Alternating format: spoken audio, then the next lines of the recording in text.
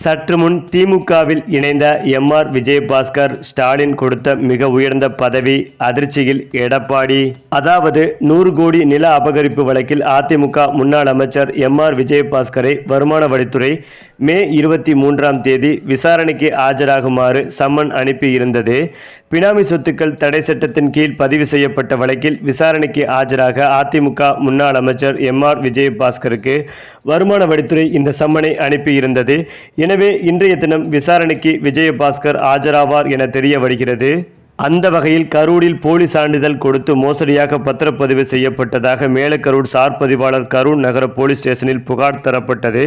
இந்த புகாரில் யுவராஜ், பிரவீன், ரகூர், சித்தார்த்தனன், மாரப்பன், செல்வராஜ், சோபனா ஆகிய 7 பேர் மீது 8 பிரிவுகளின் கீழ் கடந்த ஆண்டு வழக்கு பதிவு செய்யப்பட்டது.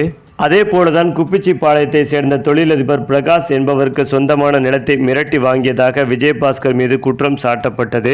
இது தொடர்பாக கரூர் போலீசில் புகார்கள் அளிக்கப்பட்டது.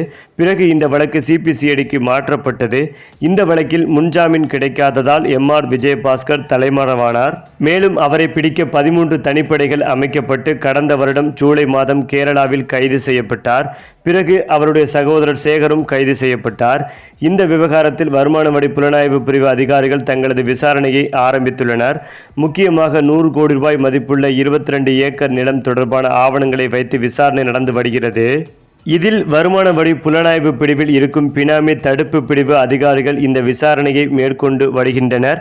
இந்த நிலம் விஜயபாஸ்கரின் பினாமி சொத்து இல்லை என்றும் பினாமி பரிவர்த்தனை மூலமாக வாங்கப்படவில்லை என்றும் நிரூபிக்க வேண்டும் என்று வருமான வரித்துறை தெரிவித்துள்ளது.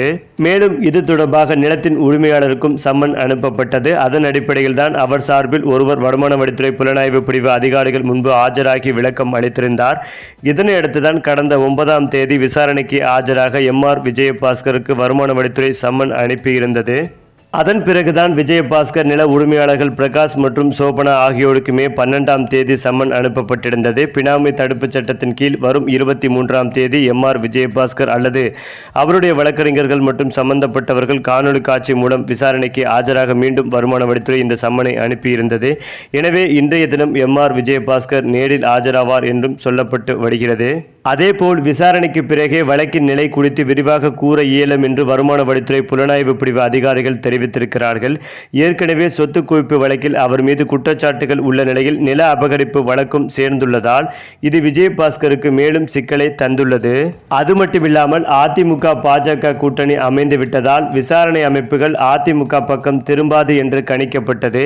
ஆனால் விஜயபாஸ்கருக்கு வருமான வரித்துறை சம்மன் அனுப்பியுள்ளது மிகவும் முக்கியத்துவம் வாய்ந்ததாக பார்க்கப்பட்டு வருகிறது. இந்த நிலையில்தான் இந்த வழக்கிலிருந்து தப்பிப்பதற்காகவே இவர் திமுகவில் இணைய முடிவெடுத்திருப்பதாகவும் இதற்காக ரகசிய பேச்சுவார்த்தை நடத்தி முடித்துவிட்டார். விரைவில் முதலமைச்சர் ஸ்டாலின் அவர்களை நேரில் சந்தித்து எம்.ஆர். விஜயபாஸ்கர் திமுகவில் இணைவார் என்றும் எதிர்பார்க்கப்பட்டு வருகிறது.